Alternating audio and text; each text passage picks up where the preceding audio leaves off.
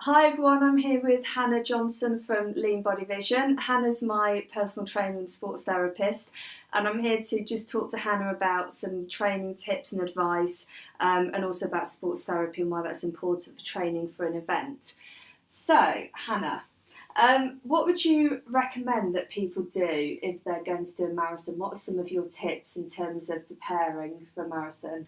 Okay, well, it largely depends on where you're coming from, because it's all about progression. If Yeah. you're starting from absolute basics, the very first thing to do is always get yourself a good pair of trainers if you're going to be running. Yeah. So I'd advise going to a good running shop, having a gait analysis done, get your trainers fitted properly, and make sure you have a good walk around them in the shop. Don't feel under pressure to buy ones because of the way they look or because of the price tag. It's most important that they fit you comfortably, and that you're comfortable running in them.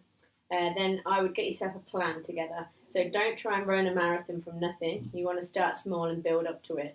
And that, again, depends on where you're coming from. If you're already a runner, you just want to look at increasing your distance. If you've never run before, you want to look at running technique, breathing, getting the right rhythm, that sort of thing. And that's where getting a trainer can help you with that. There's lots of great apps you can use as well now to help you with getting the basics of running going. Okay. And then the other thing that's really important is fueling your run properly as well. So making sure that you eat at the right times, drink at the right times before you run and after you run, to make sure that you are fueled properly for your run.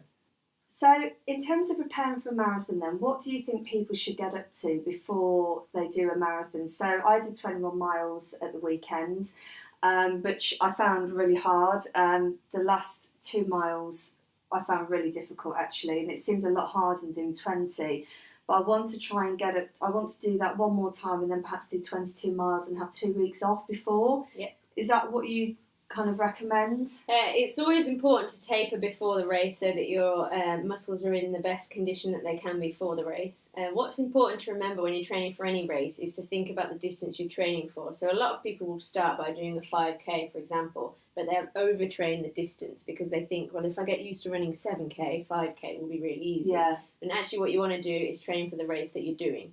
It's difficult with marathons because of the length of time it takes. So you can't necessarily go out for 3 or 4 or 5 hours or however long it takes you multiple times a week because you have a life and a job and all those other things. So that's where it becomes a little bit more difficult with marathons. On the day, adrenaline will kick in and take you a little bit further than you might have gone, and you will feel very different on the race day. And it also depends on the conditions as well. So it's good to run in all different conditions because you don't know what it's going to be like on the race day. Do want to try and get yourself up to the total distance, but getting yourself a mile short is fine. You know, adrenaline will take you a mile if you need to, but equally you don't want to overtrain. So I would say you want to keep looking at your training plan, making sure you're getting some distance runs in, but you're not overtraining. It's really important that you get your recovery from training, and that you stick with the plan. So the plan I'm doing at the moment, I do like one big run at the weekend, which I've just been building up. I do 2 shorter runs in the week, and I'm also doing a weights training session. Yeah, great. So I'm training 4 days a week because why do you think it's important to still do some sort of weight training or functional work as well as doing a marathon, as well as doing the running? Well, the thing that helps you with is that it's not just about getting good at running. It's about having the right muscles to make you most efficient at running. So, for example, if you start lifting weights and do a lot more work on your glutes, on your bottom muscles, they fire your running much, much quicker. And you'll find with exactly the same effort and exactly the same cardio fitness, you can run quicker because you've got more power behind you. Okay. So using your bottom muscles is a powerhouse for running. So that's where your running can become much more efficient if you include weight training as well. Okay. It's also a good idea to keep your body in good nick with avoiding some of the impact of running as well. So having a weight training session gives your joints a rest as well to recover from that. And it's interesting because I stopped weight training for a few weeks when I started doing more running, and I noticed a real change in my shape. Yeah. So in terms of kind of keeping yourself toned, I would also really recommend just keeping a weight training session going as well as doing lots of running, if you want to kind of be lean and have that toned shape. Yeah. So the other thing that I've been, working with Hannah on is sports massage, which I personally would recommend anybody have sports massage, especially if they're training for an event or doing a lot of training. It's made a massive, massive difference to me. It's meant that I can do my long distance runs without any problem. So why is sports massage important? What's the point of it? Well, any kind of therapy where you feel helps to keep your muscles in the best condition can be a good thing. Massage is a really great one for it. Some people prefer other types of therapy. It all depends on what works for you. But the thing you need to remember about exercise is that the point of exercise is that you put a demand on the body. The body recovers from that stronger than it was before, so that you're better at it next time you do it. That's why we exercise. So whether you do that to get fitter, or whether you do it to lose weight, or whether you do it to train for distance, that's the whole point of exercise. So if your recovery isn't very successful, you won't actually get any fitter, any quicker, any leaner, etc., etc. So your recovery is made up of a couple of different things.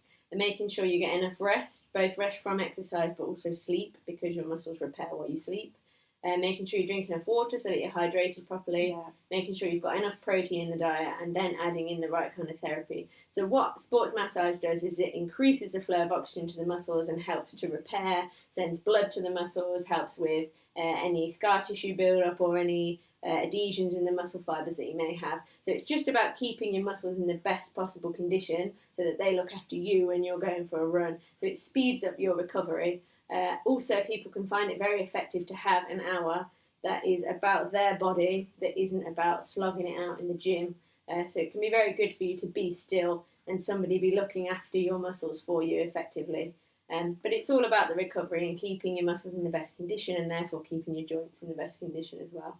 Brilliant. Okay, and just to finish, are there any kind of final points that you want to make about training for an event or marathon, or I don't know, you might have covered everything you want to say? I would say make sure you plan.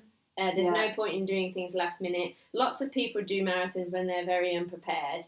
And can you make it round? Yeah, you can make it round. You can walk around a marathon if you want to. I think part of the achievement of succeeding at a marathon is succeeding with your training as well, because it should be a challenge. So you should be pushing the distance. You should be challenging your body, but you want to be doing that safely. So you want to make sure you eat right, sleep right, stay hydrated, get the therapy that you need where you need it, and don't wait till it's too late. It's great that you said you haven't had any joint problems. Yeah. A lot of people don't come and see me for sports massage until it's too late, and you might be doing 20 years of damage that you're trying to undo in treatment. Whereas if you have maintenance treatment, if you do any form of exercise, or you put your posture through anything unusual, like sitting at a desk all day, or like picking children up off the floor, or all the other things that cause people problems, it's best to keep your body in the best condition that you can. And challenge yourself with what you're doing. It's great you're challenging yourself to a marathon. It's something you've talked about for a long time. Yeah, finally doing it. Exactly. So yeah, good luck to you. Okay, thank you, Hannah. That's really good information. Thank you. You're welcome.